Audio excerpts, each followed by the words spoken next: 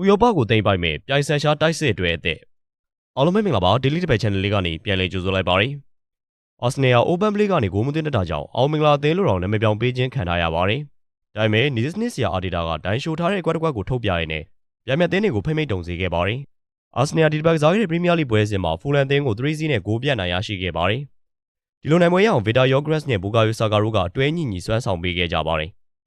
Saka ဒဏ်ရာများခင်တုန်းကတကူကောင်းဆန်တဲ့ကစားသမားအဖြစ်ပြည်သက်တွေဝေဖန်ခြင်းကိုအများကြီးခံခဲ့ရပါတယ်။ Gyokeres ကလည်းတသိန်းလုံးနဲ့ကင်းကွာနေပြီးတော့တင်းခွဲငှက်တကောင်လိုတိုက်စစ်ထိပ်မှာတယောက်တည်းအထီးကျန်နေပါတယ်။ဒါပေမဲ့ဒဏ်ရာကနေ Saka ပြန်လည်သက်သာလာပြီးတဲ့နောက်မှာ Gyokeres နဲ့အပေးယူတဲနေပြီးတော့အသင်းအတွက်သွင်းဂိုးတွေကိုဇက်တိုက်ဆိုသလိုဟောတလုံးရယူပေးနေပါတယ်။ Arsenal က Man City ကိုနိုင်ယူပြီးတော့ဖလားရယူခြင်းနဲ့ဆိုရင်ဂိုးတွေရသလောက်သွင်းယူထားဖို့အရေးကြီးပါတယ်။အရေးကြီးတော့သွေးစီးကြတဲ့ဒေါ်ဝင်သွေးတွေဟာဒီတစ်ပတ်မှာအသင်းလိုက်စုစည်းမှုအားကောင်းခဲ့ပြီးတော့အနိုင်3မှတ်တင်မကပဲလိုအပ်နေတဲ့သွင်းဂိုးတွေကိုပါသွင်းယူနိုင်ခဲ့ပါတယ်။ပွဲစားရင်9မိနစ်မှာGyokeres က Saka ရဲ့ဖန်တီးမှုကနေအသင်းအတွက်ဖွင့်ဂိုးကိုသွင်းယူရင်းနဲ့ဦးဆောင်ပေးခဲ့ပါတယ်။အဲနောက် Gyokeres က Saka အတွက်ပြန်လည်ဖန်တီးပေးပြီးတော့နှစ်ယောက်သားအတွဲညှိညှိနဲ့ဂိုးတွေရယူနေကြပါတယ်။ပထမပိုင်းပြီးခင် Trossard ရဲ့ဖန်တီးမှုကနေGyokeres ကနောက်တစ်ဂိုးရသွားတော့ Arsenal နဲ့ပထမပိုင်းမှာ3ဂိုးပြတ်နဲ့နိုင်သေးကြခဲ့ပါတယ်။ Arsenal ကဒုတိယပိုင်းဖိတိုင်နဲ့ဒီထက်ဂိုးရနိုင်ခဲ့ပေမဲ့ချန်ပီယံလိရှိနေသေးတာကြောင့်အသာထိန်းစားခဲ့ပြီးတော့3-0နဲ့နိုင်ရရှိခဲ့ပါတယ်။ Arsenal တိုက်စစ်အတွဲသေးရဲ့အစွမ်းပြမှုနဲ့ Arsenal တို့လက်ချန်ဖလားတွေကိုစိန်ခေါ်ဖို့အဆင်သင့်ဖြစ်နေပြီးတော့ချန်ပီယံဖြစ်အောင်ပွဲခံနိုင်မလားဆိုတာရာသီကုန်မှာဆက်လက်စောင့်ကြည့်ကြရပါမယ်